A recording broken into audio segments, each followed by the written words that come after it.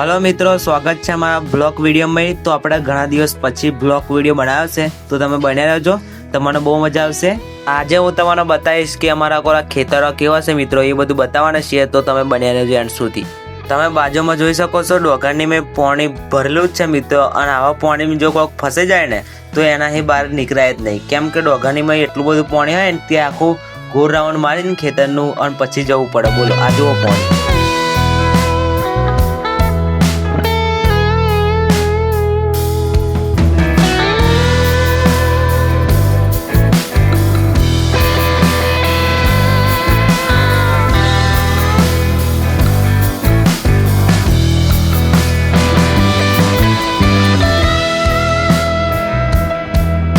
મારી સામે એક મિત્રો હે મોર, અને મોર વેણી ખાય બરાબર।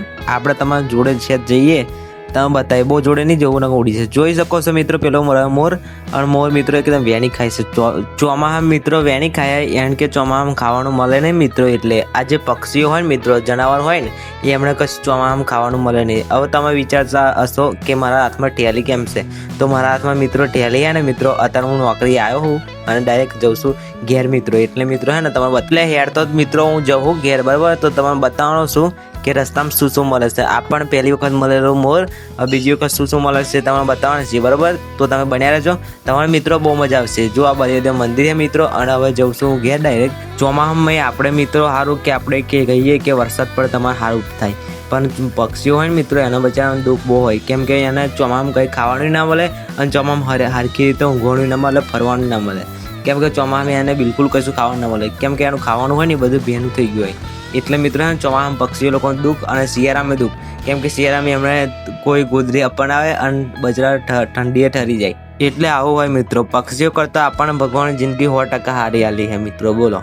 જો મિત્રો તમને બતાવો, મારી પાછળ મિત્રો હે ને એ બનાવે મિત્રો રોડ, અને રોડ બનાવે એટલે કપચી નાખી, રસ્તો વચ્ચે હે પણ સાઈડમાં પણ આખો રસ્તો તોડી નાખ્યો અને વચ્ચે કપચી નાખી, ખેતર વચ્ચે રોડ બનાવી દીધો મિત્રો। બોલો, ખેતર વચ્ચે રોડ બનાવી દીધો એટલે ખેતર વચ્ચે થઈને ગાડીઓ જાય, બમ્ફરો જાય, બધું ટ્રેક્ટર બેક્ટર મિત્રો જાય, અને બધું સાધન મિત્રો જતું હોય યાર આગળ। બોલો મિત્રો, આવું હે। બોલો, હવે તમને બતાવીશું આપણને રસ્તામાં શું મળ્યું છે। જો મિત્રો, આ ઝરકુકડી મળી છે અને ઝરકુકડી ગતી રહી। હવે મિત્રો અમે જઈએ છીએ ઘેર, અને વરસાદ અહીં ચાલુ છે બરાબર, થોડોક ચાલુ છે, અને વાતાવરણ એકદમ જોરદાર છે, અને વાયરો એકદમ ફાસ્ટ આવે છે, જોઈ શકો છો મારા માથાના વાળ વળતી ઉડી જાય છે મિત્રો।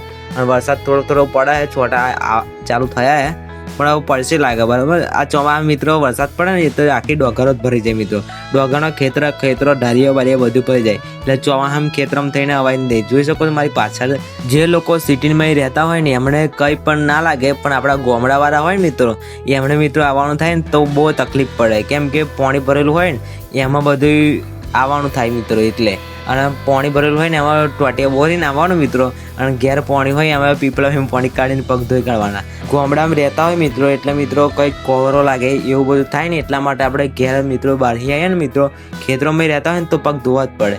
ચલો મળીએ બીજા બ્લોગ વિડીયોમાં। જય માતાજી, જય શ્રી કૃષ્ણ।